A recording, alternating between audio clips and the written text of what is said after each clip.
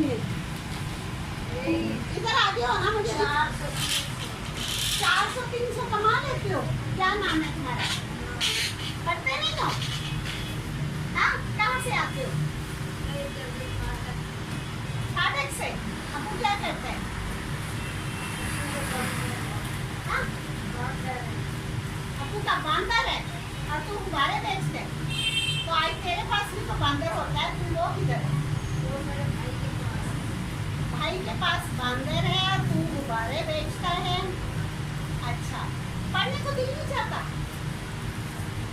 कभी स्कूल की शक्ल देखी है? क्या नाम क्या आपका?